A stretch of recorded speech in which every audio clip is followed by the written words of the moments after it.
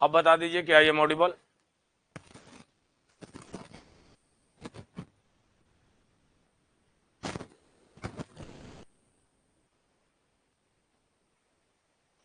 Now clear sir, okay okay, चलिए ठीक है, अच्छी बात है। कहाँ पर था मैं? प्रीवियस क्लास में। प्रीवियस क्लास में मैं आप लोग के लिए रहा हूँ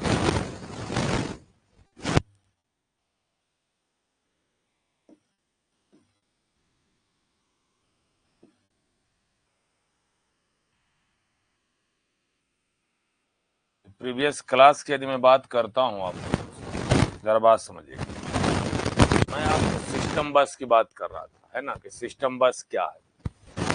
आज हम उसी के आगे से कंटिन्यूअस बात करेंगे। आपसे मैंने कल बोला था component of computer.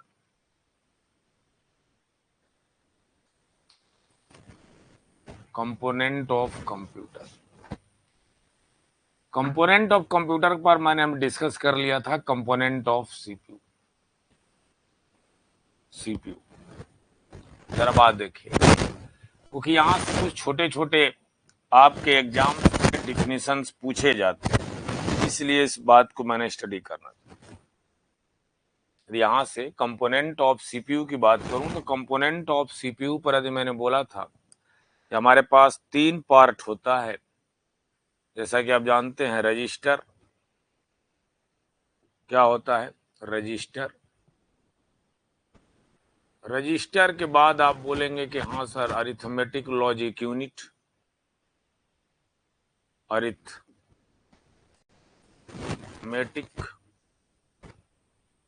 Logic unit, arithmetic logic unit, और आप बोलोगे कंट्रोल यूनिट। केवल आप इसको सिंपल सा एज ए नॉलेज के पॉइंट ऑफ व्यू से बात करना है, ज्यादा नहीं। वन बाय वन इसका डिस्कस करते हैं कंप्यूटर आर्किटेक्चर के अंदर। ये बात आती है रजिस्टर। आपके कंप्यूटर में जो स्टोरेज कैपेबिलिटी है ना, माय डियर, केवल 2 ही जगह पर स्टोरेज कैपेबिलिटी। स्टोरेज का मतलब है जहां पर अपने डेटा को ले जाके रखना या सेव करना। वह आपका ऑब्जेक्ट या इधर या तो इंस्ट्रक्शंस होगा या तो वह आपका ऑब्जेक्ट जो है आपका डेटा होगा। तो यदि मैंने आपसे बोला कि आपके सिस्टम में स्टोरेज कैपेबिलिटी की यदि मैं बात करूं, आप बात समझिएगा, यदि मैं बोलूं कि storage capability, storage capability in our computer system, in our computer system only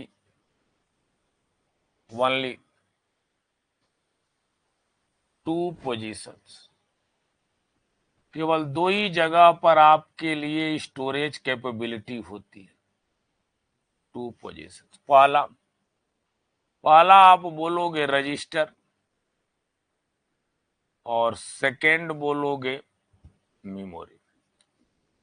register और मेमोरी, बस 2 ही,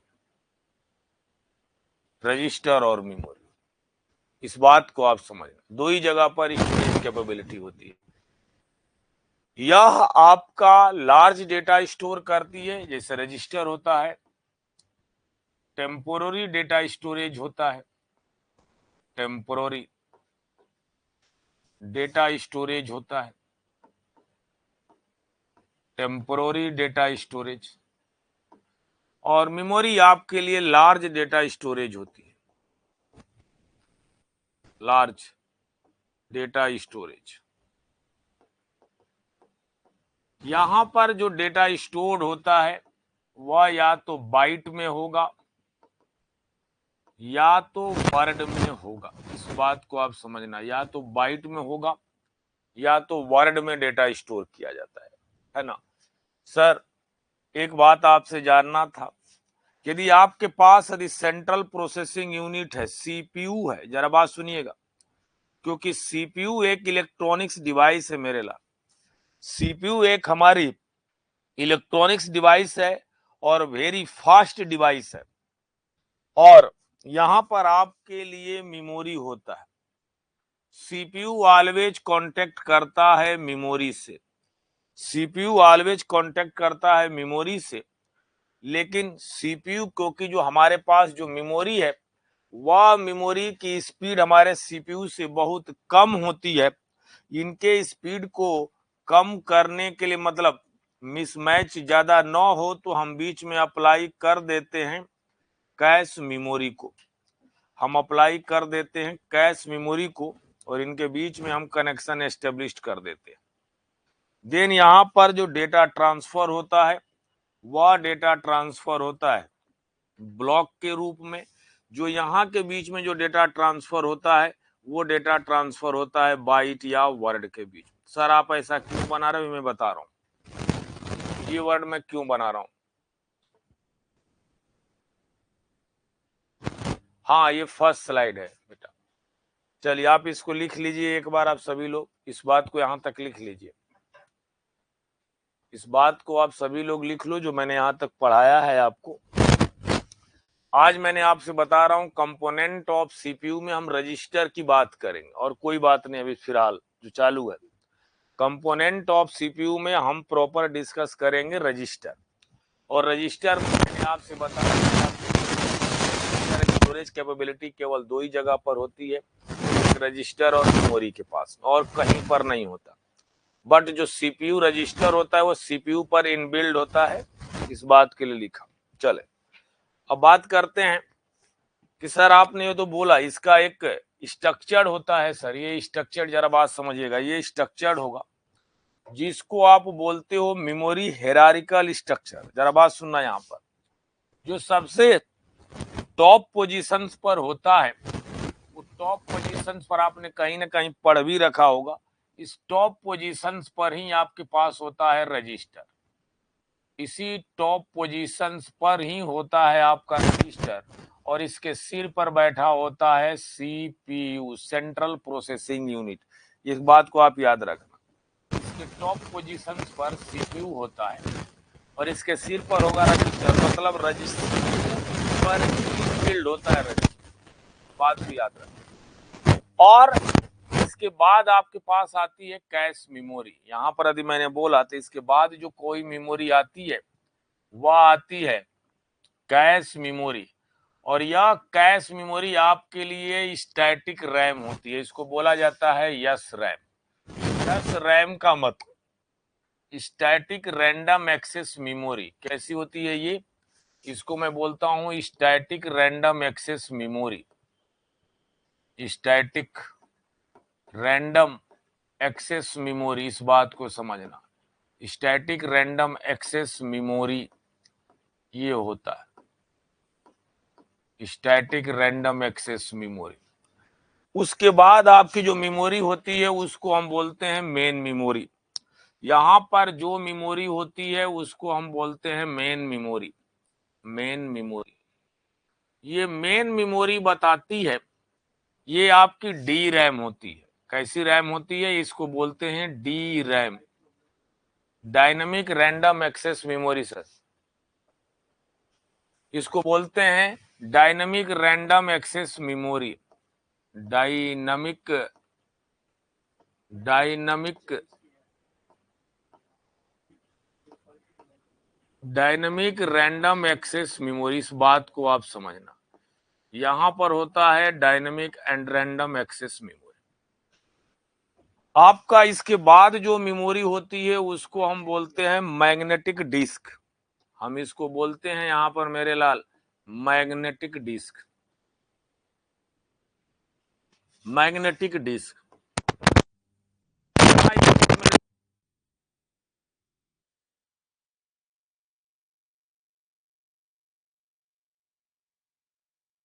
हार्ड डिस्क ड्राइव, आप इसको ये लाइन बोलोगे, या इसी को बोला जाता है सेकेंडरी मेमोरी, या इसी को बोला जाएगा सेकेंडरी मेमोरी। इस बात को आप समझना, सेकेंडरी मेमोरी।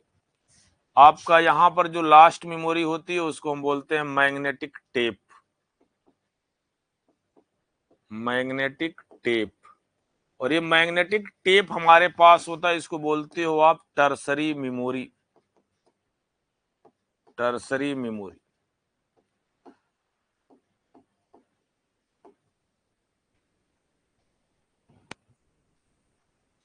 चलिए अच्छी बात है, जब सब कुछ परफेक्ट है तो देखो, यदि मैं इसकी बात करूं ना, यदि मेमोरी के पास है तो देखिए, आप एक बात समझो, यदि इस ग्राफ में देखो, यदि टॉप पोजीशन से नीचे आ रहे हो तो इसकी स्टोरेज कैपेबिलिटी बढ़ती चली जा रही है कि नहीं, है ना। देखो पहले बात आपका इसका लार छोटा है, देन बड़ा, देन बड़ा, देन बड़ा, बहुत बड़ा, है ना।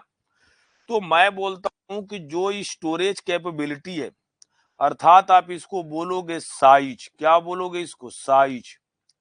साइज हमारा ऊपर कम होगा, नीचे जहां एरो का हेड होगा वो इंक्रीज करेगा, उधर आपका लो होगा।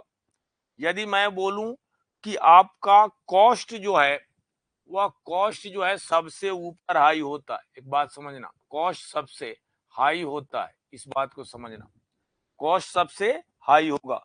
अब उसके बाद यदि मैं बात करूं कि आपकी स्टोरेज बीट पर कॉस्ट, यदि आपकी बात मैं करूं तो आपका ऊपर, यदि इसके लिए बोलोगे, देखो ये साइज हो गया, ये आपका कॉस्ट हो गया। यदि मैं बात करूं यहाँ पर स्पीड, तीन ही पैरामीटर को लेके हम जो है मेमोरी की डिजाइनिंग करते हैं, हमारे पास ये स्पीड है, बस सिंपल।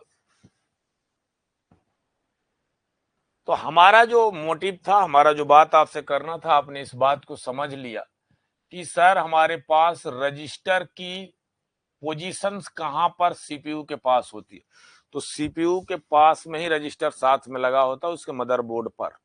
बात समझ में आया, क्योंकि जब भी उसको डेटा की जरूरत पड़ती है तो ऑन द स्पॉट वो तुरंत वो डेटा का डिमांड कर लेता है रजिस्टर से, क्योंकि एज कंपेरेबल रजिस्टर की स्पीड जो है एज कंपेयर टू सीपीयू के बराबर मानी जाती है।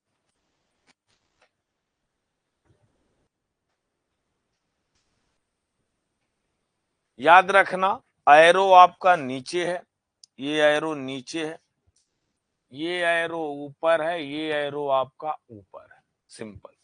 जिधर आपका ऊपर एरो है, वो एरो बता रहा है कि ये आपका इंक्रीज कर रहा है, यानी साइज ऊपर कम होगी, साइज नीचे बढ़ेगी। कॉस्ट की बात करें तो नीचे कॉस्ट कम होगी, ऊपर कॉस्ट ज्यादा होगी। स्पीड की बात करें तो स्पीड नीचे कम होगी, इसकी स्पीड ऊपर बहुत ज्यादा होगी। बस इतनी सी बात को आपको याद रखना। चलिए सर, अच्छी बात। चल अब बात करते हैं रजिस्टर की ही बात आपसे मैं कर रहा था, तो आपने सब कुछ जान लिया कि एक्चुअल रजिस्टर का पोजीशन हमारे कंप्यूटर सिस्टम में होता कहाँ है, यानी वो सीपीयू के साथ इनबिल्ड होता है। मेरे लाल, रजिस्टर जो होता है वो आपके लिए टेम्पोररी स्टोरेज डिवाइस होती है। पहली बात तो अब इस बात को अब यहां से स्टार्ट कर रहे हैं, रजिस्टर आपके लिए टेम्पोररी डिवाइस होती है, टेम्पोररी स्टोरेज डिवाइस होती है, इस बात को आप समझना। रजिस्टर क्या होता है, रजिस्टर आपके लिए टेम्पोररी स्टोरेज डिवाइस होती है। रजिस्टर आपके लिए, register is temporary, temporary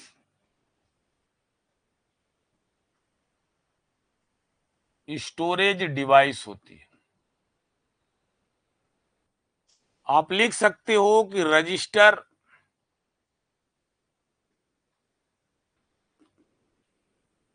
small amount of data store,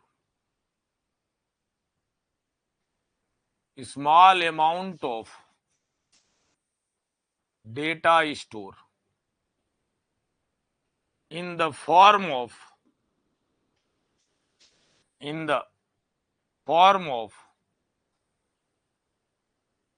form of byte या वर्ड, बाइट या वर्ड, वह बाइट में रखेगा या तो वर्ड में रखेगा।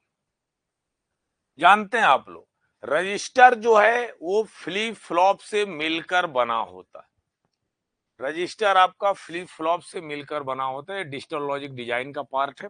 लेकिन हाँ, थोड़ा सा जान लीजिए, रजिस्टर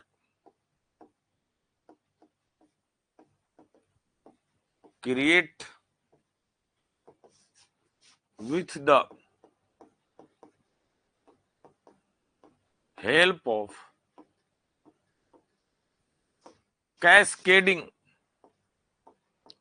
कैस्केडिंग का मतलब एक सीक्वेंस में जोड़ना, cascading of flip flop, flip flop, बस सिंपल फ्लिप फ्लॉप। और रजिस्टर आपके पास दो तरह का होता है, on the basis of operations, register classified to part.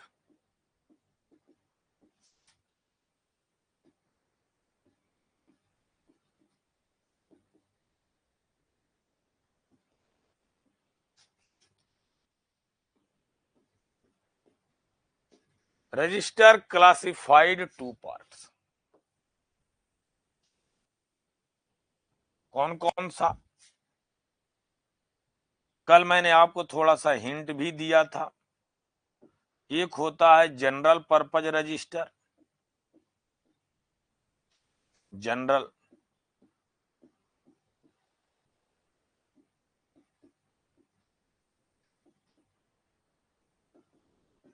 Purpose register,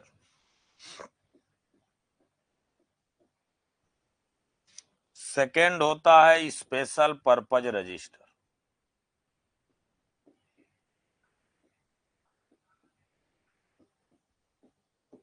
general purpose register and special purpose register, आप इसको लिख लीजिए।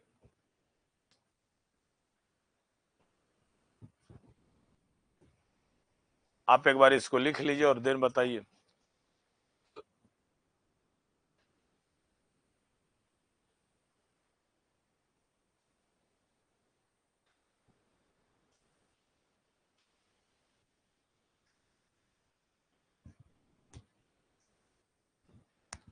मेरे लाल जल्दी बोला करो आप लोग बेटा कि हो गया तो सर हम आगे बढ़े, है ना। I am totally wait for on your comment.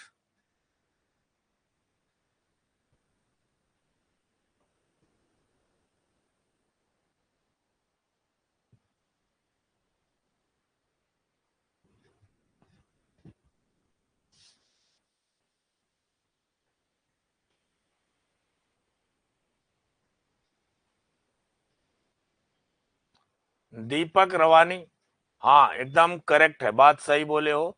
यदि मैंने जितना आपको पढ़ा दिया, क्योंकि आरआरबी जेई का ही पता नहीं ये क्या बोल रहा है, आरआरबी में ही बेसिक्स ऑफ कंप्यूटर का जो सिलेबस है वही सारी चीजें यहाँ पर कवर करी जाएंगी, टोटल यही मैं करूंगा, उसमें एक भी ज्यादा नहीं होगा। और पहली बात, आपका एक भी क्वेश्चन उससे बाहर नहीं आएगा, ये मेरा प्रॉमिस है आपसे। क्वेश्चन जो आए हुए आप बस सॉल्व कर लेना, नहीं होगा आपके पास यदि मैं अपना नंबर लिख दूंगा, आप यू कैन कॉन्टेक्ट मी, किसी भी तरह का कोई भी प्रॉब्लम आपको नहीं आएगी। चले, अब यदि ये बात यदि आपने देखा कि यदि आपके पास जनरल पर्पज रजिस्टर है और आपके लिए स्पेशल पर्पज रजिस्टर है,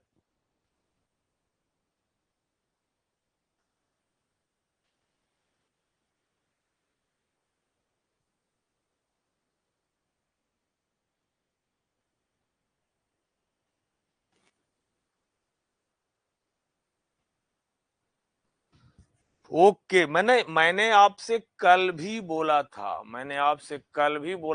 कि जो बेसिक्स ऑफ कंप्यूटर है, यदि आपने टेक्निकल, यदि आपने साउंड हो, यदि पढ़ चुके हो, सारी बातें यदि आपका क्लियर है, तो जो भी आपके लिए 3 या 4 नंबर का, 2 नंबर के जो क्वेश्चंस आते हैं, आपसे ये भी छूटने नहीं चाहिए, इसलिए पढ़ाया जा रहा है। और जिनके सिलेबस में जो भी आप रिस्पेक्टेड, यदि आप एसएससी जेई, आरआरबी जेई वगैरह जो भी एग्जाम्स को आप दे रहे हो, जहां पर भी यदि आपके फंडामेंटल ऑफ कंप्यूटर्स या बेसिक कंप्यूटर्स एप्लीकेशंस या वगैरह जो भी यदि आप एग्जाम को राइट अप करते हो, उस एग्जाम्स में जहां पर भी कंप्यूटर से रिलेटेड यदि कोई भी क्वेश्चंस आते हैं, आपसे छूटने नहीं चाहिए। मैं ये पहले भी कल भी बोला था, आज मेरा सेकेंड क्लास भी है, मैं ये कभी नहीं बोल रहा हूँ कि नहीं मैं इस वैकेंसी ओरिएंटेड मैं आपको पढ़ा रहा हूँ, बस मैंने आपसे बोला ये फंडामेंटल ऑफ कंप्यूटर की क्लास चल रही है, बेसिक कंप्यूटर की क्लास चल रही है, जिसमें से हम बाइट, बीट, वर्ड ये सब के बारे में जानेंगे। बस यदि मिल गया तो आप कर लेना, नहीं आया कोई बात नहीं, क्योंकि आपका टेक्निकल ऑलरेडी स्ट्रांग है, जहां पे आप लोगों ने already engineers academy nimbus learning के साथ आपने पढ़ाई कर रखी है, आपका प्रिपरेशन बेहतरीन है। बस ये है कि आपका 4 या 5, 2 या 3 वगैरह जो भी है, यदि आपका छूट रहा है, छूटना नहीं चाहिए, बस इतना ही मेरे लाल। चले, यदि आपके पास, यदि मैंने बोला कि जो रजिस्टर आपके पास दो तरह का होता है, एक जनरल पर्पज रजिस्टर होगा या स्पेशल पर्पज रजिस्टर होगा, इसके अलावा कुछ भी नहीं होता। तो आप जान सकते हो जनरल पर्पज रजिस्टर का मतलब होता है, जनरल पर्पज रजिस्टर का मतलब होता है general operations only, general operations only. इस बात को समझ, इस रजिस्टर का हम यूज करते हैं, इस रजिस्टर का हम यूज करते हैं use only, use only general operations,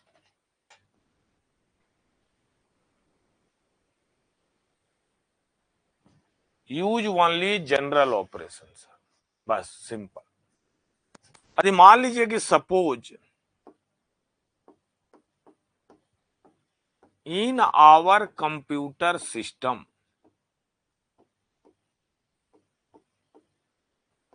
suppose in our computer system 64 general purpose register, general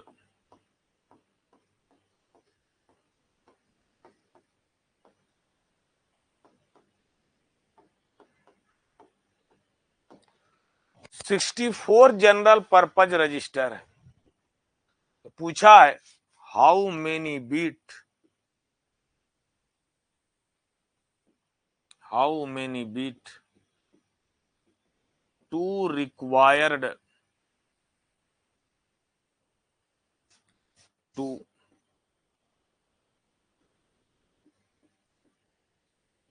represent the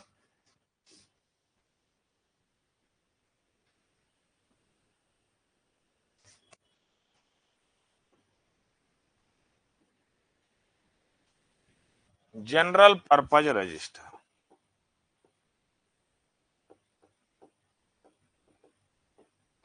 तो आपका सबसे अच्छा सा बात है, इस प्रॉब्लम को, इस तरह के क्वेश्चंस को सॉल्व करने के लिए छोटा सा सवाल है, वो दे देता है कि हमारे पास कंप्यूटर सिस्टम में 122, 110, 115, 116, 190, 512 जनरल पर्पज रजिस्टर हैं, जीपीआर हैं। तो इन पूरे जीपीआर को दिखाने के लिए कितना बीट लगेगा? तो सिंपल सा याद रखना मेरे लाल, सॉल्यूशंस के लिए मिनिमम बीट, बेटा मैंने पूछा है how many, minimum how many bit, minimum bit, मैंने मिनिमम, आपका उत्तर सही है, आपका 8 सही है, बट जरा समझ जाइएगा ममता, ये जब इस तरह के सवाल यदि आपसे पूछे जाएं तो इसका मतलब है कि मिनिमम बीट की बात करना चाहता है। वो किसकी बात करना चाहता है मैंने आपको लिख भी दिया, मिनिमम बीट, याद रखिएगा मिनिमम बीट कितना चाहिए, मिनिमम। तो मिनिमम बीट दिखाने के लिए सबसे बेहतरीन कॉन्सेप्ट होता है 2 की power n greater than equal to number of general purpose register, number of general purpose register, general purpose register. इस बात को आप समझना, इस कॉन्सेप्ट को आप नोट किए रहना, minimum number of general purpose register, इस बात को आप नोट किए रहना, इस बात को 2 की power n greater than equal to number of general purpose register. जो ही इस बात को यदि आप लिखे हो, आई होप आप सभी लोगों ने नोट कर लिया, फिर आगे हम बढ़ते हैं। यदि आपने इसको यदि नोट कर रखे हो, देन हम आगे बढ़े, एक बार बता दीजिए कमेंट बॉक्स में कि हाँ सर नोट मैंने कर लिया।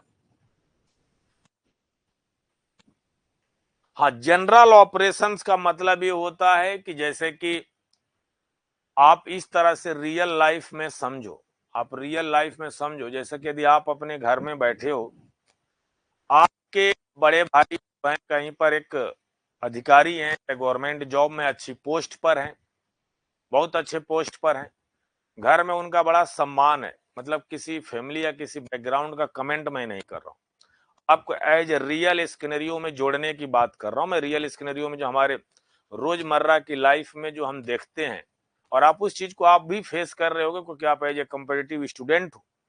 तो आप यदि अपने घर में दो भाई हो, यदि वो आपके, हाँ मैं बताता हूँ सर, मैं बताता हूँ अर्चना जी, मैं आता हूँ, मैं इस क्वेश्चन को बताता हूँ। तो यदि आपने, यदि उन्होंने गवर्नमेंट जॉब है, अच्छी पोस्ट पर है, अच्छे उनको पोस्ट मिला हुआ है, वो घर में आते हैं, उनसे एक स्पेसिफिक काम कराया जाएगा क्योंकि वो उसी बात के लिए जाने ही जाते, वो बोलते हैं कि कोई मैं एक स्पेसिफिक काम ही करूंगा, इसके अलावा मैं कुछ भी नहीं करूंगा। बट आप सर जरा सोचना, यदि आप एक नॉर्मल हो, आपसे हर काम कराया जाएगा। हर काम का मतलब कि मार्केट चले जाओ, सब्जी ले आओ, मार्केट चले जाओ, दूध ले आओ, मार्केट चले जाओ, ये सामान लेके चले आओ। मतलब आपके नाम से कोई भी एक स्पेसिफिक काम डिसाइड ही नहीं है कि केवल आपको यही काम करना है। आपसे जनरल ऑपरेशन जो भी कुछ करा देता है सब करते हो। ये बोल दो कि नहीं ये भी कर दो, आप नहीं कहते हो कि आप हम लोग को कुछ समझते ही नहीं हो, जनरल काम कराते रहते हो, जो मन सो आया आप कर लो। तो आपके सिस्टम में ये तरह का जनरल पर्पज रजिस्टर होता है। जनरल का मतलब है कि इनके साथ कुछ भी नहीं हो रहा है, जनरल ऑपरेशंस करा दो, डेटा ले जाके स्टोर कर दो। लेकिन जो स्पेशल पर्पज रजिस्टर होंगे ना, उस स्पेशल पर्पज रजिस्टर से जिस पर्पज के लिए वो बनाया गया है, स्पेसिफिक काम के लिए, केवल वो मेरे लाल वही स्पेसिफिक काम करेगा और इसके अलावा कुछ भी नहीं करेगा। वो मैं नाम लूंगा, अभी मैं पढ़ाऊंगा आपको, बस वही ऑपरेशंस करेगा। बात क्लियर है ना?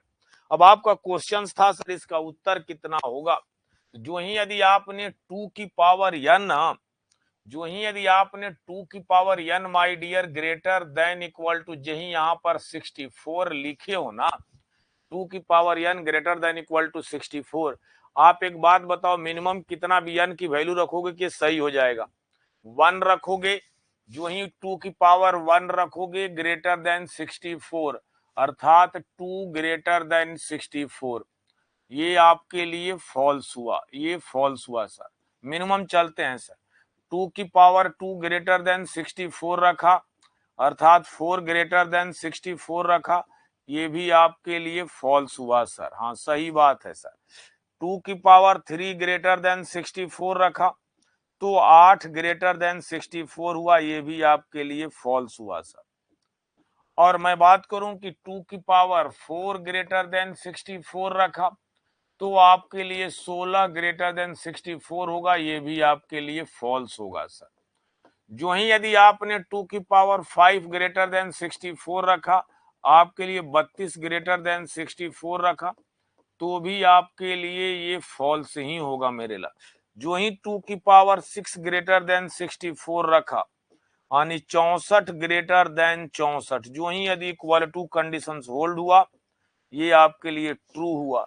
तो 64 जनरल पर्पज रजिस्टर को सेटिस्फाई कराने के लिए आपको चाहिए मिनिमम नंबर ऑफ बीट जो है 6। मिनिमम नंबर ऑफ बीट मेरे लाल कितना आपको चाहिए? तो आप बोलोगे सर 6 चाहिए। ये आपको समझाने के लिए मैंने इतना बड़ा किया, नहीं तो डायरेक्ट मैं 6 ही लिख दिया होता। मिनिमम नंबर ऑफ बीट तो आपके पास हो जाएगा 6 बीट। 6 बीट से भी कर सकते हो, 7 बीट से भी कर सकते हो, 8 से भी कर सकते हो, जैसा ममता ने ऊपर उत्तर दिया था। बट इसका एक्चुअल उत्तर होगा 6 बीट, मिनिमम 6 बीट। चलिए क्लियर है ना? ये यहां तक आप लोग का कॉन्सेप्ट क्लियर है? यहां तक किसी भी तरह का कोई डाउट तो हो तो बताएं।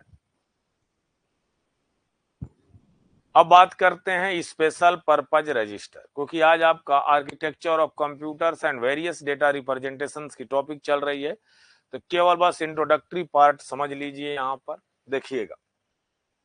अब बात करते हैं स्पेशल पर्पज रजिस्टर को लेकर, बस साथ बने रहना सर, आपका एक भी सवाल नहीं छूटेगा। Special purpose register, special purpose register, इस बात को समझना, स्पेशल पर्पज रजिस्टर की मैं बात करूं, ये रजिस्टर आपका स्पेसिफिक, ये use only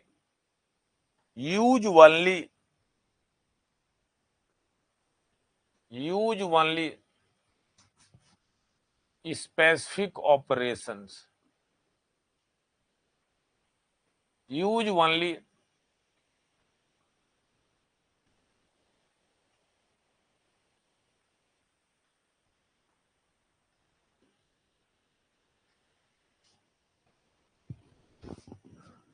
only specific operation. जैसे आप बोल सकते हो, आपने नाम भी जानते हो, कमेंट बॉक्स में लिख दो,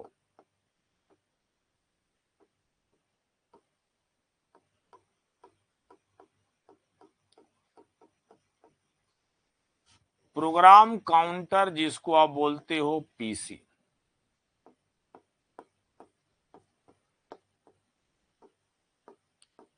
इस तरह से छोटे छोटे आपसे पूछे जाते हैं। इंस्ट्रक्शन रजिस्टर,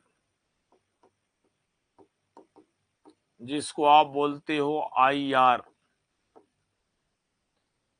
फिर आप बोलते हो एक्यूमुलेटर, जिसको आप बोलते हो एसीसी,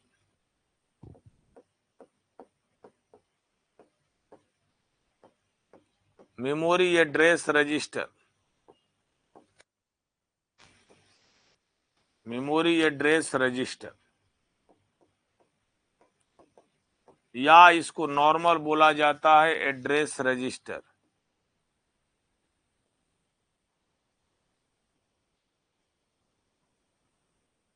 इसको नॉर्मल बोला जाता है address register, memory address register. फिर आपको बोला जाता है मेमोरी डेटा रजिस्टर,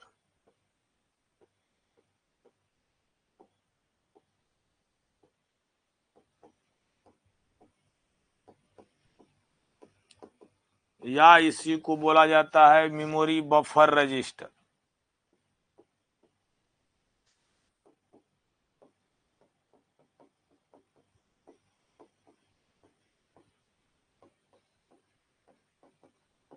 जिसको बोला जाता है MBR, MBR.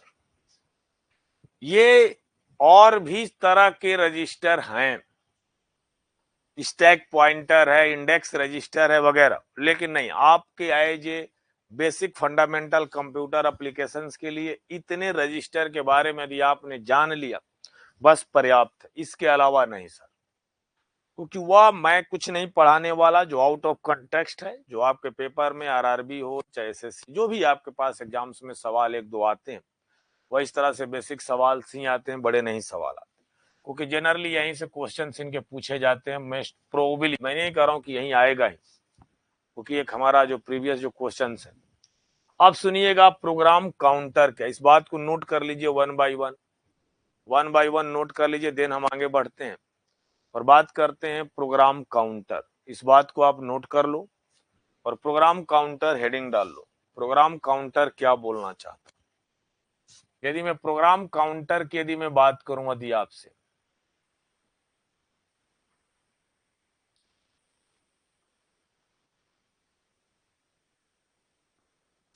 Program counter,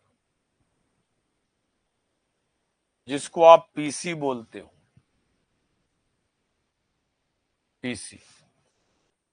program counter में कुछ वैल्यू रखी गई होगी मेमोरी का। सपोज मान लीजिए ये यदि आपका पीसी है, पीसी में यदि आपके लिए 2002 है, क्योंकि 2023 चल रहा है तो 2023 लिख देता हूं, 2023 है, मेमोरी एड्रेस है। तो जब भी सीपीयू को मेमोरी से, सीपीयू को जब भी मेमोरी से, ये मेमोरी है, ये मेमोरी आपकी ब्लॉक में टूटी होती है, या इसको फ्रेम बोलोगे, मेमोरी आपकी ब्लॉक में टूटी, चंक में टूटी होती है। यदि आपके पास यदि ये मेमोरी है, ये मेमोरी है,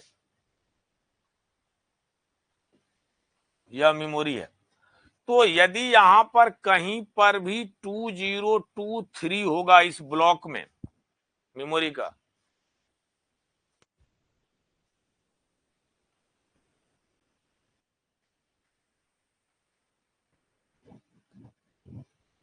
चलिए लिख लीजिए, आपकी बात एकदम सही है, लिख लीजिए।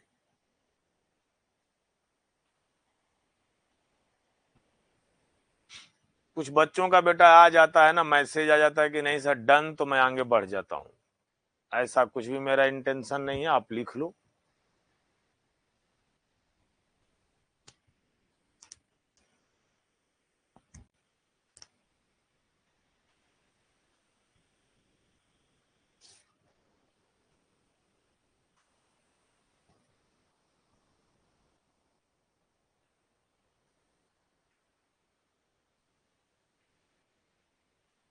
चलिए, यदि आपका ये मेमोरी है, मेमोरी का 2023 है, जब भी यदि सीपीयू को मेमोरी से इंस्ट्रक्शंस फेच करना हो या डेटा फेच करना हो, तो वह जाता है कहां पर, प्रोग्राम काउंटर के पास, कि प्रोग्राम काउंटर में कौन सी वैल्यू पड़ी हुई है, तो उस वैल्यू को के थ्रू उसको मेमोरी एड्रेस रजिस्टर या एड्रेस लाइन से होते हुए मेमोरी के पास वो एड्रेस को सेंड कर देता है। On the basis of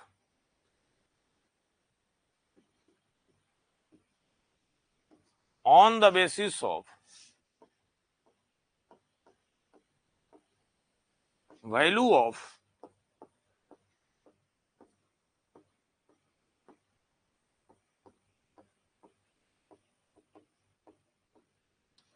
on the basis of value of program counter, CPU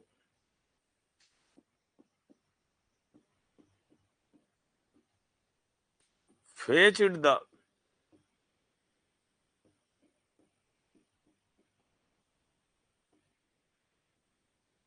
next address of instructions.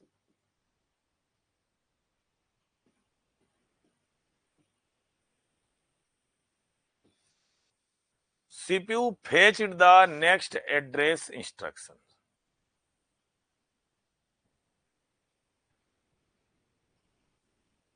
CPU fetched the next address instructions. और जो ही यदि वहां से इंस्ट्रक्शंस को फेच करता है, मतलब प्रोग्राम काउंटर, देखिए इसी बात को मैंने बोला था, किसी एक बच्चा ने पूछा था कि जनरल ऑपरेशंस और स्पेशल में सर क्या था अंतर, तो इसके लिए आपने काम डिसाइड कर दिया कि हम केवल अब इससे यही ही काम करेंगे, इसके अलावा और कोई काम नहीं करेंगे। ये इस ऑपरेशन से मतलब क्या बोलते हैं, इस प्रोग्राम काउंटर से आपने यह स्पेसिफिक काम डिसाइड कर दिया कि नहीं सर हम इससे केवल वहां से केवल एक फेच करेंगे इंस्ट्रक्शंस को और कुछ नहीं करेंगे। प्रोग्राम काउंटर में जो वैल्यू दी जाएगी वहां से हम नेक्स्ट एड्रेस इंस्ट्रक्शन को फेच कर लेंगे। क्लियर है ये बात? यहां तक ये बात क्लियर है?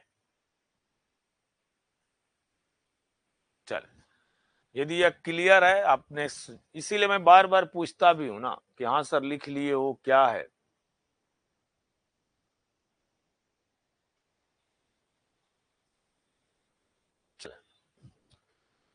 अब बात करते हैं इंस्ट्रक्शन रजिस्टर।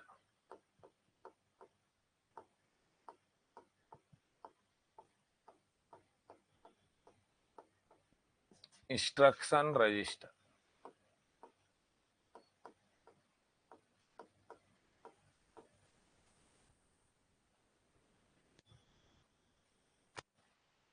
जिसको आप बोलते हो IR. IR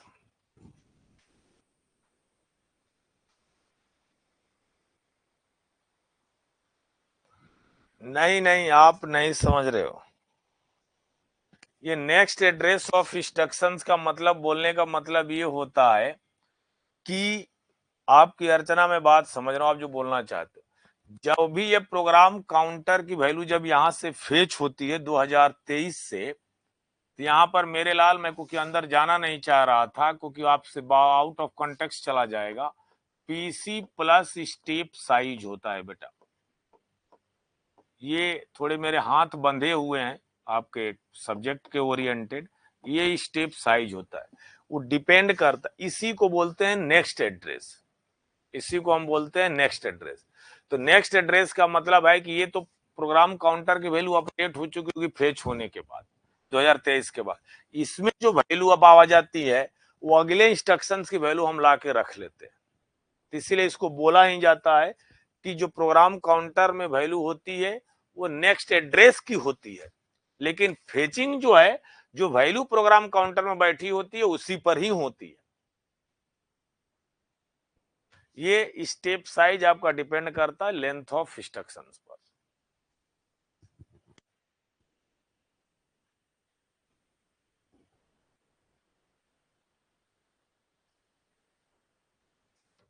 I hope clear हो गया होगा। चलते हैं आगे। इंस्ट्रक्शन रजिस्टर का मतलब ये होता है, इंस्ट्रक्शन रजिस्टर ये लाइन बोलना चाहता है कि देखिएगा, यदि यहां पर यदि इंस्ट्रक्शन रजिस्टर है, ये यदि आपके लिए क्या है, यदि मैंने इसको बोला कि ये मेरे लिए इंस्ट्रक्शन रजिस्टर है या मेरे लिए इंस्ट्रक्शन रजिस्टर है,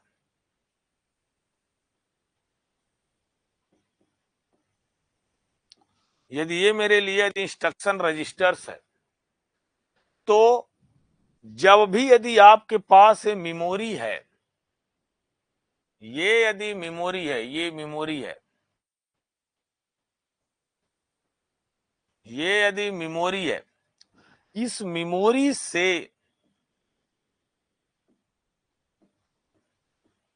यहां पर यदि मेमोरी है, मेमोरी से जिस इंस्ट्रक्शन को यदि आपने फेच किया है, यदि इस इंस्ट्रक्शन को यहां से फेच किए हो 2023 वाले एड्रेस से, कुछ डेटा रहा होगा, हेलो, हेलो नाम का ये डेटा रहा होगा। सर जब आपने इसको हेलो को फेच किया तो सीपीयू कहां पर ला के रखेगा? यदि आपने उसको फेच किया तो कहीं ना कहीं तो ला के रखोगे ना। तो जब भी सीपीयू किसी भी करेंटली फेच्ड इंस्ट्रक्शंस को लाता है तो अपने रजिस्टर के इंस्ट्रक्शंस रजिस्टर पर ला के रखता है। इस बात को आप याद रखना। कहां पर ला के रखता है? इंस्ट्रक्शंस रजिस्टर पर। मेरे ला, यदि हमने आपको बुलाया, मेमोरी से आपको बुलाया, तो अपने कहां पर ला के रखेंगे बॉक्स में? तो हम रखेंगे इंस्ट्रक्शन रजिस्टर के पास ला के रखते हैं। तो बात समझिएगा। तो इंस्ट्रक्शन रजिस्टर का मतलब होता है currently store the stored the currently fetched instructions, stored the currently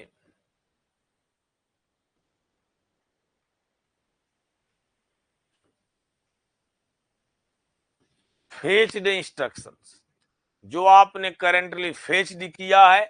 तो इसीलिए इसको बोला जाता है कि इसकी जो इंस्ट्रक्शन रजिस्टर की लंबाई होती है वो टोटली डिपेंड करती है लेंथ ऑफ इंस्ट्रक्शंस।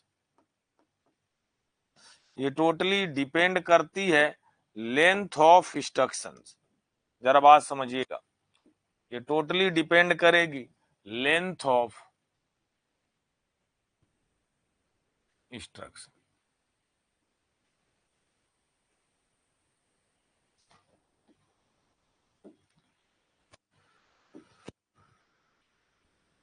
ये टोटली डिपेंड करेगी लेंथ ऑफ इंस्ट्रक्शन।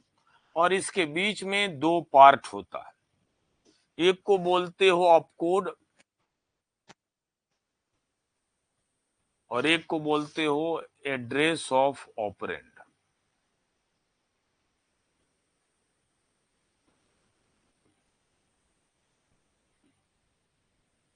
ऑपकोड का मतलब होता है बेटा ऑपरेशंस। ऑपकोड का मतलब होता है ऑपरेशंस।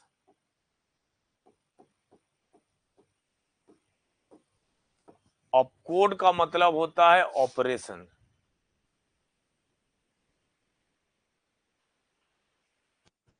फेच का मतलब होता है बेटा वहां से डेटा को बाहर निकालना, फेच करना, बाहर निकालना।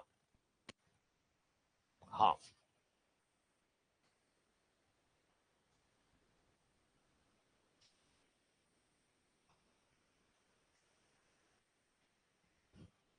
चले, आई होप क्लियर है यहां तक। एड्रेस ऑफ ऑपरेंड का मतलब होता है डेटा वैल्यू।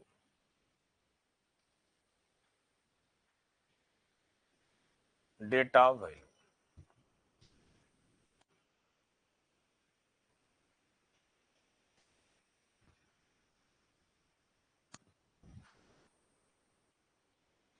लिख लीजिए इसको।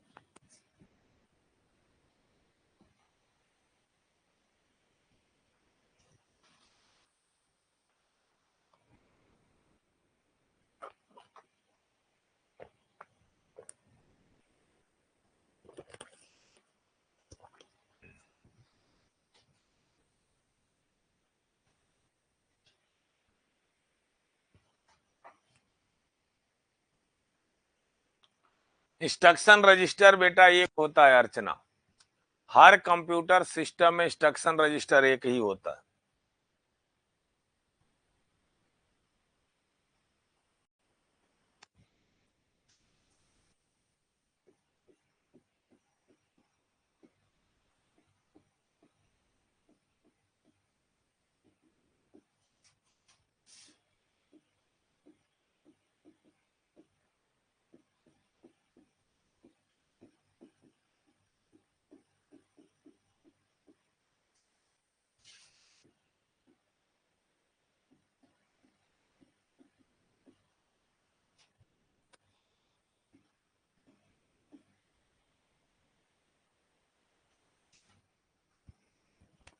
वन।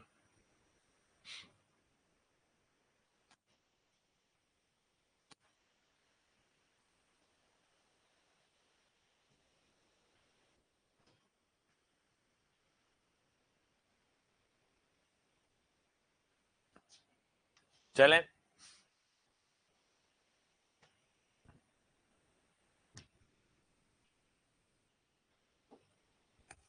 अब बात करते हैं मेमोरी एड्रेस एक्यूमुलेटर।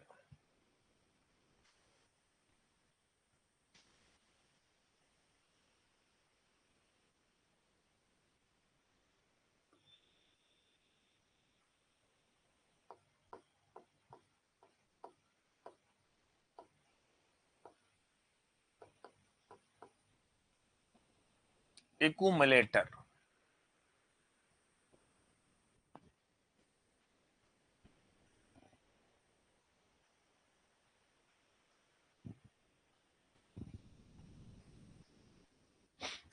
अरे मेरे भैया हेलो को 2023 से रिप्लेस मैंने नहीं किया है बाबू Abhishek. This is the memory address, this is the memory address.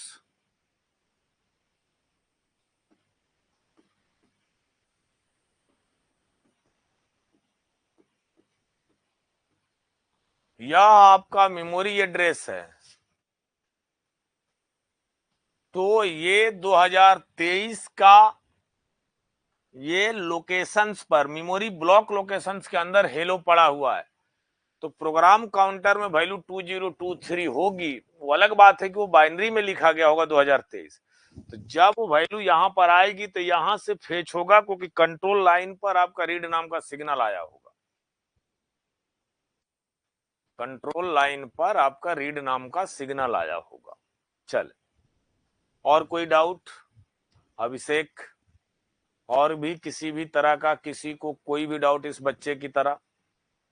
Doubt मत लेके जाना सर, डाउट मत लेके जाना। ये ना होने पाए कि सर ये तो रिकॉर्डिंग क्लास की तरह चल रहा है, आप बात कर लो। इसीलिए बोला जाता है कि लाइव रहोगे, अपनी बातें हमसे पूछ लोगे, और अच्छा भी लगेगा। दूर होने के बाद भी लगे नहीं सर हमके सामने हम पढ़ाई कर रहे हैं। No sir. चलिए अब देखिए, यदि आपके पास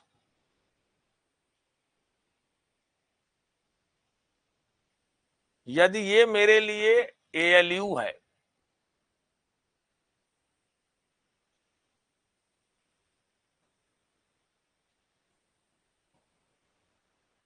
इसको बोलते हैं ALU, ये मेरे लिए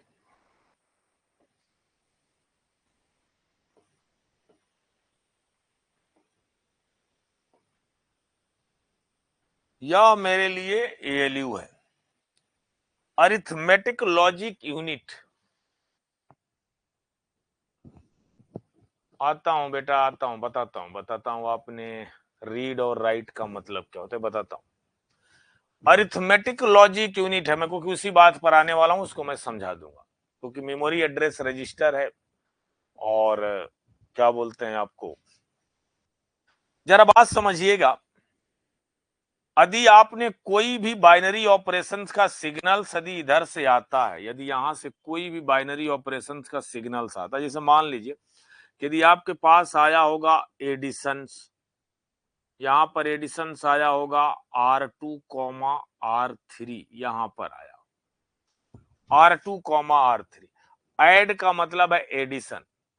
ये आपका इस तरह से लिखने का मतलब, इसको बोलते हैं असेंबली कोड। क्या बोलते हो आप इसको? इसको बोलते हो असेंबली कोड। यदि आपने इसको इस तरह से लिखा होगा कि यह मेरे लिए असेंबली कोड है, तो यदि आप इसको लिखोगे तो लिखोगे कि R2 arrow R2 plus R3, यानी बोलने का मतलब यह है R2 प्लस R3, यानी R2 नाम के रजिस्टर में यदि 5 पड़ा होगा, R3 नाम के रजिस्टर में यदि 10 पड़ा होगा, तो R2 में था सर 5, R2 में था 5 प्लस R3 में था 10, तो 10 5 15, 15 को लेके R2 में गए और आपने R2 को बदल दिया। ये सारी कहानी ये है, सारी कहानी ये है। जरा बात सुनना, यदि आपने तो यदि आपने एडिशन आया तो आपके पास एक ऑपरेंड आएगा। क्या आएगा? डेटा वैल्यू आएगा, जिसको बोलते हैं source two, source two, source two यानी ऑपरेंड टू, सोर्स टू बोलिए या आप इसको बोलिएगा ऑपरेंड टू। और ये ऑपरेंड टू जो होगा या तो प्रेजेंट होगा रजिस्टर में या तो प्रेजेंट होगा मेमोरी में। इस बात को समझना, या तो वैल्यू प्रेजेंट होगा रजिस्टर में या तो वैल्यू प्रेजेंट होगा मेमोरी में। यहां पर होगा सोर्स टू, याद रखना इस बात को, यहां पर होगा सोर्स टू और सोर्स टू नहीं सोर्स वन, या आप इसको बोलोगे ऑपरेंड वन जी, आप इसको बोलोगे ऑपरेंड वन, सोर्स वन या ऑपरेंड वन। ये या तो प्रेजेंट होगा रजिस्टर में या तो ये प्रेजेंट होगा रजिस्टर में या ये तो प्रेजेंट होगा मेमोरी में। इस बात को समझना, या तो रजिस्टर में होगा या तो मेमोरी में होगा। जरा बात समझना, यदि मैंने यहां पर बोला कि यदि कोई भी ऑपरेशन यदि इसके पास आता है, इंस्ट्रक्शंस, आपको वरी होने की जरूरत नहीं, आपको उतने सिलेबस में वो लाइन नहीं आने वाली है, केवल मैं एक्यूमुलेटर की बात समझा रहा हूं। तो जब भी ALU यदि अपने पास लाता है, इसका मतलब ही होता है अरिथमेटिक लॉजिक यूनिट। ये आपके पास होता है अरिथमेटिक लॉजिक यूनिट जी, ये अरिथमेटिक लॉजिक यूनिट। अपन यदि यहाँ पर अरिथमेटिक लॉजिक यूनिट को यहाँ पर यदि हमने 10 दिया, यहाँ पर यदि हमने 5 दिया, तो 5 प्लस 10 को जोड़ेगा और आ जाएगा 15। लेकिन मेरे लाल, ये जो 15 है ना, ये 15 डायरेक्ट R2 को नहीं जाता, इसको बोलते हैं इंटरमीडिएट रिजल्ट, इसको बोलते हैं इंटरमीडिएट रिजल्ट। क्या बोलते हो आप इसको? आप इसको बोलते हो इंटरमीडिएट रिजल्ट। इस बात को समझना, ये मेरे लिए बोला जाता है इंटरमीडिएट रिजल्ट जी। ये इंटरमीडिएट रिजल्ट स्टोर कहां पर होता है? ये स्टोर्ड होता है एक्यूमुलेटर के पास। ये स्टोर्ड होगा कहां पर? एक्यूमुलेटर के पास। इस बात को समझना, कहां पर स्टोर्ड होगा? एक्यूमुलेटर के पास होता है। तो इसीलिए बोला जाता। और देन उसके बाद एक्यूमुलेटर से जहां भेजना होता है, चाहे आप रजिस्टर को भेजो या आप चाहे मेमोरी को भेजो, on your choice.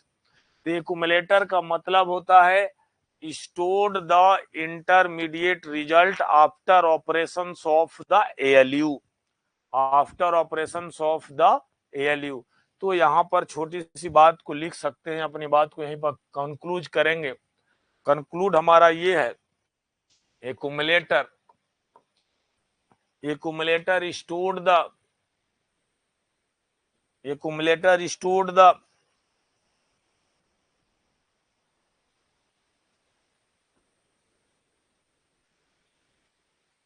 accumulators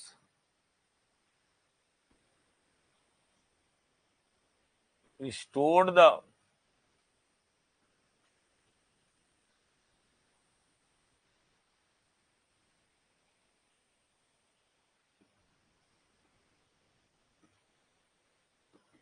intermediate result of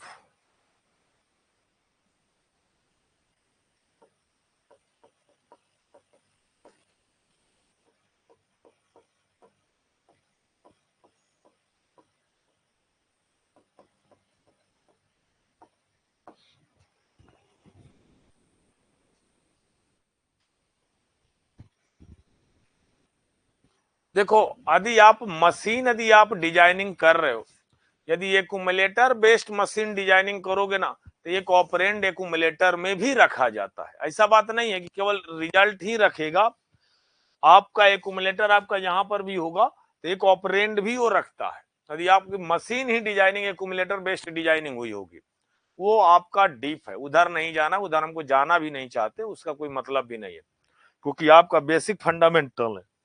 तो केवल नॉर्मल आप याद रखिएगा कि एक्यूमुलेटर केवल इंटरमीडिएट रिजल्ट को स्टोर करता है, बस सिंपल।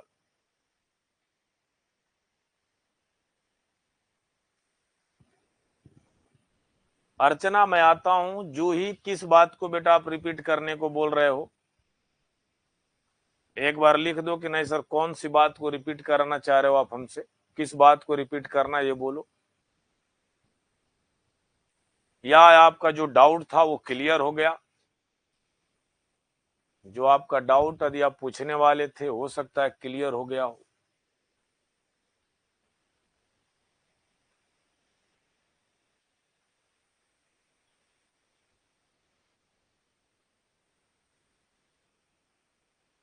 हाँ, ये R2 वाला बेटा ना, देखो पहले 5 और 10 को जोड़ेगा, जोड़ने के बाद लाया 15। देखो ये जो R2 है ना आपका, R2 यहाँ पर एक सोर्स की तरह भी काम कर रहा है और डेस्टिनेशन की तरह भी काम कर रहा है। देखो आप इसको क्या बोलोगे, इसको बोलोगे सोर्स 1, आप इसको बोलोगे सोर्स 2। बात समझ रहे हो ना? और ये जब दोनों को आपने ऑपरेशन परफॉर्म किया, देन रिजल्ट को आप ले जाके R2 में स्टोर कर दिया। लेकिन वो जो जाएगा रिजल्ट ना, वह एक्यूमुलेटर होते हुए R2 के पास जाएगा, एक्यूमुलेटर होते हुए R2 के पास जाएगा और 15 को 5 को बदल देगा 15, इस तरह से होगा।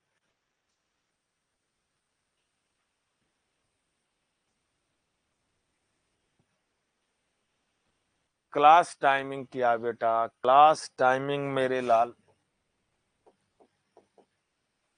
8 AM to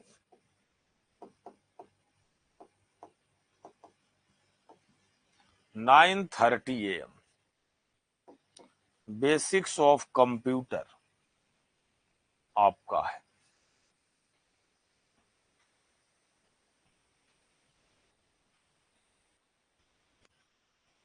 basics of computer applications होता है, बट लेकिन हमने बेसिक्स ऑफ कंप्यूटर लिख रखा है। चलिए अब आगे बढ़ते हैं बेटा। क्लियर हो गया एक्यूमुलेटर, बात क्लियर है। अब बात करते हैं memory address register.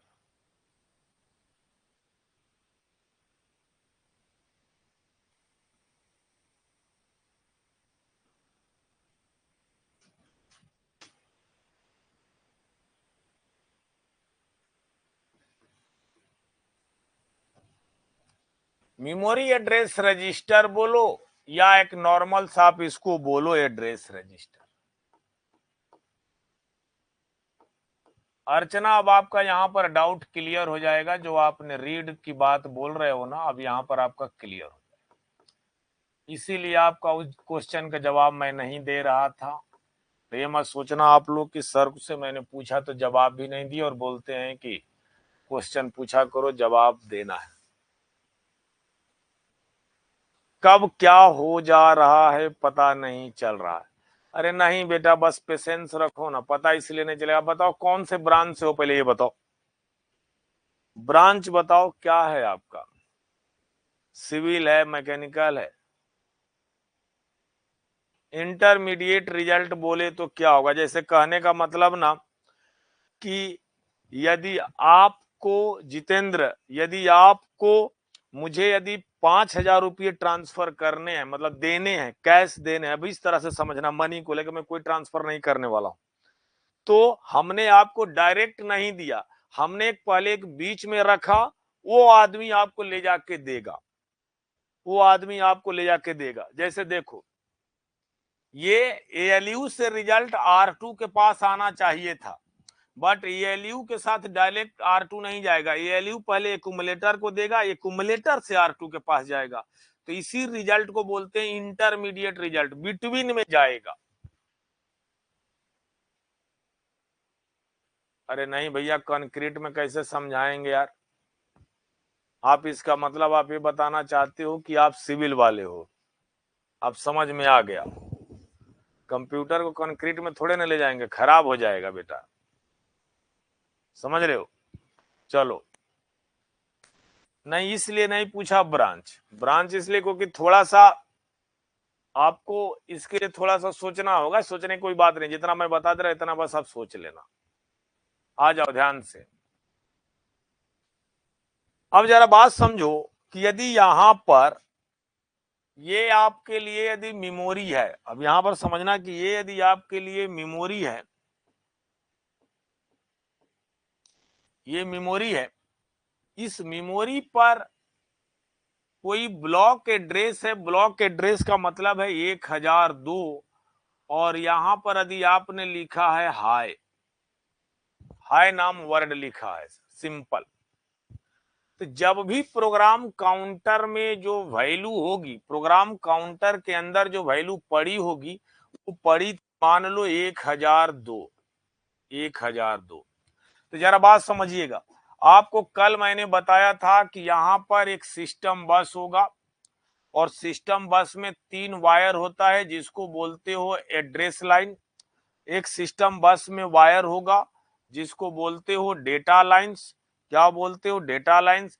This is the by directional, address line is the unidirectional, and आपका यहां पर होगा कंट्रोल लाइंस, और कंट्रोल लाइंस पर हमने दिया रीड नाम का सिग्नल। जरा बात सुनिएगा, ये आपका ओवरऑल सिस्टम बस है, ये हमारा, हाँ जी गुड मॉर्निंग, ये यदि हमारे पास सिस्टम बस है, ये सिस्टम बस है, जरा बात सुनना। तो सिस्टम बस पर यदि मैंने बोला तो प्रोग्राम काउंटर आपका एड्रेस लाइन से डायरेक्टली नहीं जुड़ा होता, इस बात को नोट कर लेना।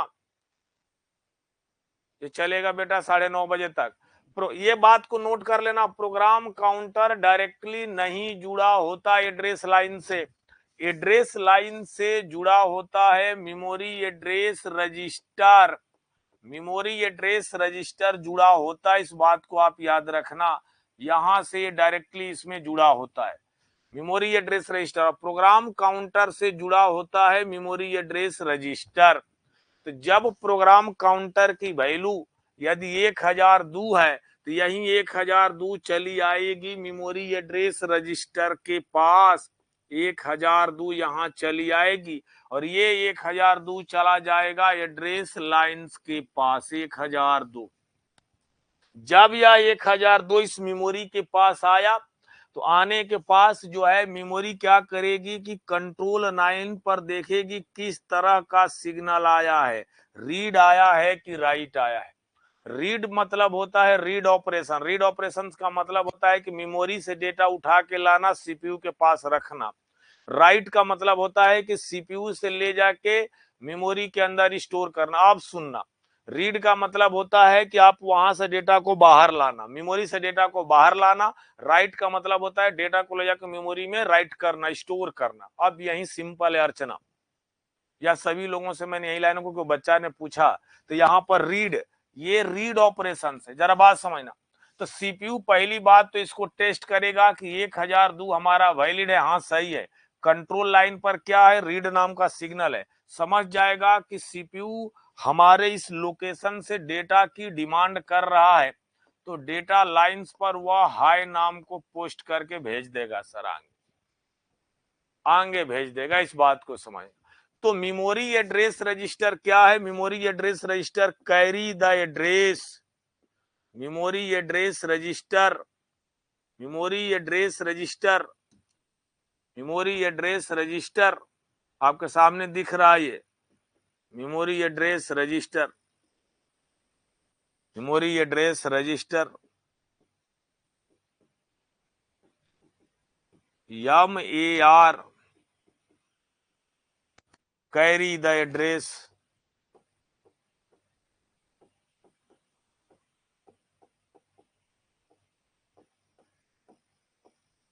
Carry the address. Address carry का मतलब यह है कि उसके माध्यम से एड्रेस जाता है, मेमोरी एड्रेस रजिस्टर से। अब सुनिएगा, यहीं पर मैं इसको कंप्लीट कर देता हूं क्योंकि आगे जाने की जरूरत नहीं है, जाने की जरूरत नहीं है। अब जरा बात समझना, यहीं पर लिख लेना मेमोरी बफर रजिस्टर या मेमोरी डेटा रजिस्टर, यहीं पर लिख लेना मेमोरी बफर रजिस्टर या memory data register, memory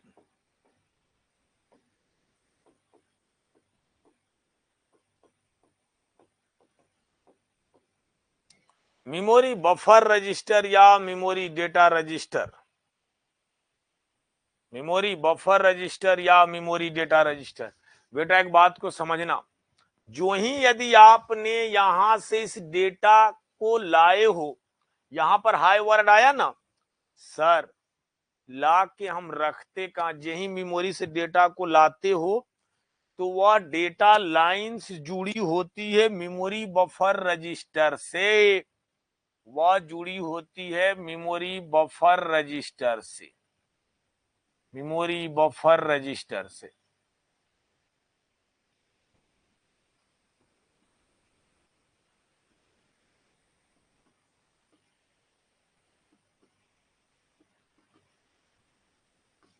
memory buffer register से बेटा जुड़ा होता है और इसके पास आ जाएगा high, high.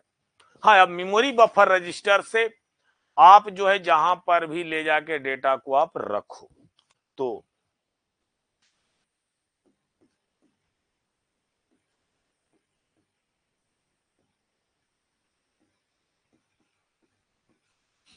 Memory buffer register, register stored the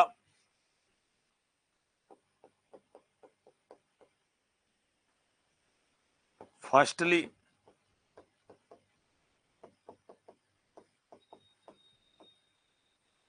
fetched the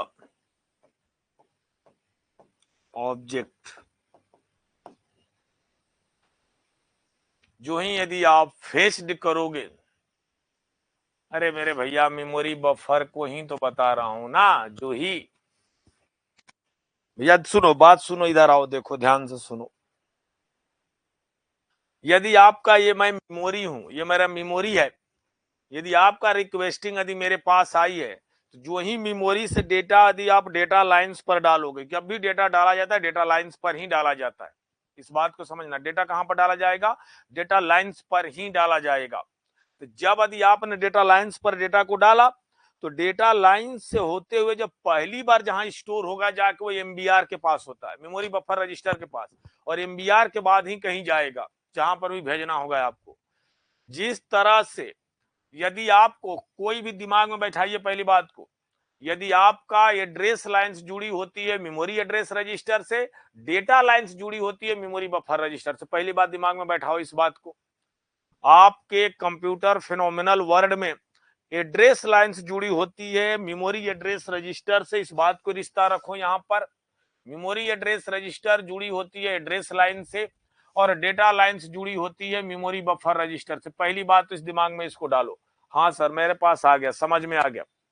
यदि आपको कुछ भी पहले डेटा लाइंस सॉरी कुछ भी यदि आपको एड्रेस लाइंस पर यदि कुछ भी रखना होगा तो पहली बात आपको मेमोरी एड्रेस रजिस्टर में ले जाकर रखना होगा। मेमोरी एड्रेस रजिस्टर से वो एड्रेस लाइन पर जाएगा।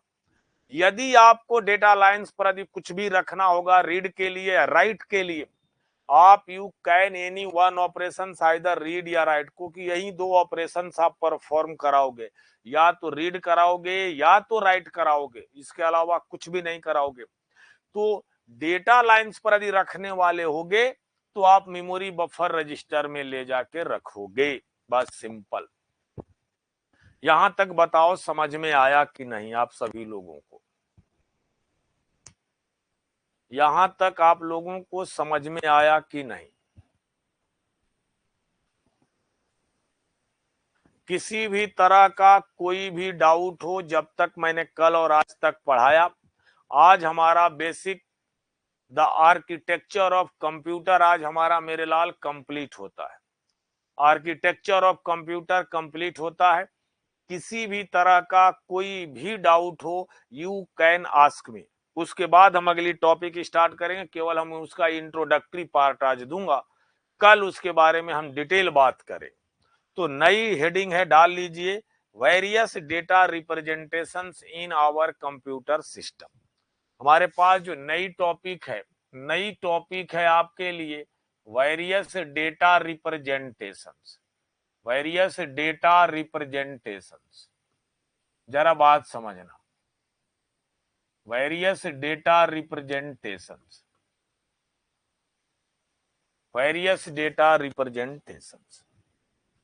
जो ही यदि मैंने वेरियस डेटा रिप्रेजेंटेशंस की बात किया, मतलब कैस्केडिंग ऑफ फ्लिप फ्लॉप का मतलब होता है अभिषेक कि यदि आपके लिए यदि यहां पर फ्लिप फ्लॉप है ना, तो आप इसको लाइन में जोड़ना, इसको कैस्केड सीरियल में जोड़ना।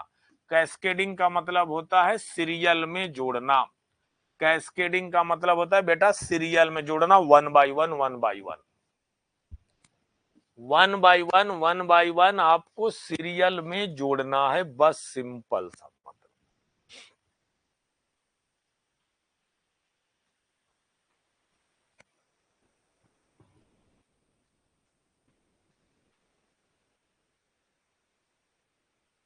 समझ में आया? तो जब वेरियस डेटा रिप्रेजेंटेशन होता है आपका दो फॉर्मेट में, या तो वैल्यू आपका इंटीजर फॉर्मेट में होगी या तो वैल्यू आपका कैरेक्टर फॉर्मेट में होगा। इस बात को समझना, या तो वैल्यू आपका कैरेक्टर फॉर्मेट में होगा। अभी आप नहीं बनाएंगे, पहले आप चीजों को सीखेंगे, मेरे स्ट्रक्चर बन जाने के बाद आप कॉपी करेंगे ही, नहीं तो कहेंगे कि सर आप पहले बता दिए होते। या तो आपका इंटीजर फॉर्मेट में होगा या तो कैरेक्टर फॉर्मेट में होगा। पहली बात तो आप ग्राफ केवल देखेंगे बस, और इस ग्राफ को यदि आप समझ गए तो आपका पूरा डेटा रिप्रेजेंटेशन आपका क्लियर होगा, इसके अलावा कुछ भी नहीं होगा और आपको कभी डर नहीं सताए। कैरेक्टर फॉर्मेट की यदि मैं बात किया तो कैरेक्टर फॉर्मेट में जनरली आपके पास तीन ही पूछा जाता है, तीन ही पूछा जाता है। कौन सा? कैरेक्टर फॉर्मेट की यदि मैंने बात किया तो आप बोलेंगे ASCII, ASCII code, ASCII code, movie वाला आस्की नहीं है, American standard code information interchange, वो मैं पढ़ाते वक्त मैंने लिखूंगा, ये नहीं कि बॉलीवुड की मूवी की वाला आस्की पकड़ लिया आप। आस्की का मतलब है American standard code information interchange. Then उसके बाद होता है EBCDIC, EBCDIC, एक कोड होता है extended binary code decimal interchange code, ये होता है, ये आपका कोड होता है। फिर आपके लिए होता है यूनिकोड, यूनिकोड सारा डिटेल चर्चा हम करेंगे। कैरेक्टर फॉर्मेट में आपका इतना सा हुआ, हाँ इतना सा बस। कैरेक्टर फॉर्मेट में 3 हम स्टडी करेंगे, ASCII code, EBCDIC code, Unicode, BCD code, gray code, ये सब सारी बातें हम करेंगे यहाँ पर 1 बाय 1। इतनी बात को समझना है, ये वाला पोर्शन हुआ। इंटीजर फॉर्मेट में बेटा तुम्हारे पास 2 पोर्शंस आएगा। 2 पोर्शंस का मतलब है कि आपके लिए एक फ्रैक्शनल पोर्शंस होगा और एक फ्रैक्शनल पोर्शंस नहीं होगा। जैसे कहने का मतलब है कि आपसे मैंने बोला fractional part, fractional part, fractional part, या आप इसको लिख सकते हो in floating point, floating point, floating point, floating point. ये फ्लोटिंग पॉइंट आपका 2 तरह का होगा, एक होगा कन्वेंशनल फ्लोटिंग पॉइंट। पढ़ना ये नहीं है आपको, क्या इसमें पढ़ना होगा वो मैं बता दूंगा, क्योंकि ये डायग्राम आपके पास एक बार बन जाए। कन्वेंशनल फ्लोटिंग पॉइंट, और एक होता है IEEE 754 floating point, floating point. मेरे लाल ये केवल आपको डायग्राम भर बनाने की बात है, इसमें क्या पढ़ना होगा मैं ट्रिक डालूंगा, केवल आप पहले चीजों को समझ लो। हाँ रवि नायक गुड मॉर्निंग। अब यहां पर इंटीजर जो है आपका, इंटीजर पॉइंट यहां पर होता है, मतलब फिक्स्ड पॉइंट आप बोलोगे, आप इसको बोलोगे फिक्स्ड पॉइंट नंबर, आप यहां पर बोलोगे फिक्स्ड पॉइंट नंबर। जरा बात सुनना, इस फिक्स्ड पॉइंट नंबर पर, यहाँ के फिक्स्ड पॉइंट नंबर पर आपका 2 पोर्शंस होगा, एक होगा साइंड नंबर, आपका होगा यहाँ पर साइंड नंबर, और एक होगा आपका अनसाइंड नंबर। ये तो आपके लिए साइंड नंबर हुआ, ये आपके लिए अनसाइंड नंबर हुआ, इस बात को आप समझना। अनसाइंड नंबर हुआ, अनसाइंड नंबर, अनसाइंड नंबर, इस बात को आप समझना। एक साइंड नंबर और एक अनसाइंड नंबर। साइंड नंबर को 3 पार्ट में तोड़ा गया, 3 पार्ट में तोड़ा गया, साइंड नंबर को 3 पार्ट में ब्रेक किया गया। कौन कौन सा? साइन मैग्नीट्यूड, आपको ब्रेक किया गया साइंड मैग्नीट्यूड, इस बात को आप समझना, साइंड मैग्नीट्यूड। फिर आपको ब्रेक किया गया वंस कंप्लीमेंट, आपको ब्रेक किया गया वंस कंप्लीमेंट। फिर आपको ब्रेक किया गया 2s कंप्लीमेंट, 2s कंप्लीमेंट। बस सिंपल इतना ही है। तो बेटा आपको पढ़ना ये है, आपको पढ़ना ये है, आपको पढ़ना ये है, ये पढ़ना है इंट्रोडक्टरी। आपको ये नहीं पढ़ना, आपको ये नहीं पढ़ना है, आपको ये पढ़ना है दिस इज द, ये और दिस इज, बस। ये 2 पोर्शंस आपके सिलेबस में नहीं है पढ़ने को। हाँ ये आपके वेरियस डेटा रिप्रेजेंटेशंस का पार्ट हुआ, सिंपल। तो इस टॉपिक को, जैसे डेटा को किस तरह से दिया आपने, ऑक्टल, हेक्साडेसिमल, बाइनरी, डेसिमल, ये सब चीजों को कन्वर्जन सीखा होगा, कभी न कभी आप लोगों ने सीखा होगा अपने पढ़ाई के दौरान में। उसी बात को बोलते हैं कि अपने हम डेटा को रिप्रेजेंट कैसे करते हैं। इस तरह से एक बाइनरी नंबर दे देगा, बोलेगा इसका कंप्लीमेंट बताओ, इसका डेसिमल वैल्यू बताओ, डेसिमल नंबर दे देगा, इसका बाइनरी आपसे पूछ लेगा। इस तरह के सवाल आपसे पूछे जाते हैं। आज की क्लास में बताओ को कि आज की क्लास को हम यहीं पर रखते हैं। कल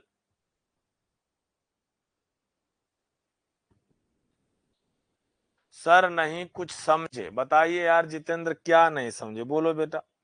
या आप समझना नहीं चाहते हो या समझ में ही नहीं आया।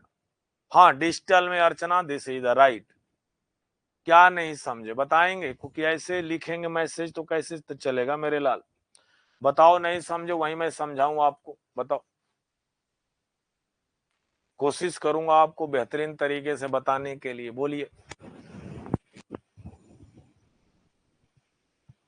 आप पूछ लो कहां पर क्या है, आपको डाउट आ रहा है। चलिए भैया लिख लो आप।